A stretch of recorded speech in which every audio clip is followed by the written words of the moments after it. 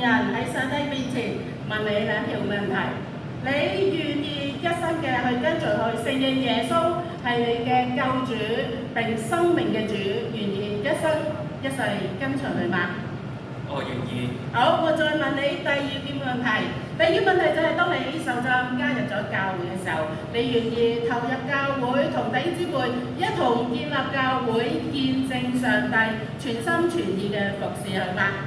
我願意。好，眾人都聽到你嘅實質啦。我而家奉聖父、聖子、聖靈嘅名為你施洗。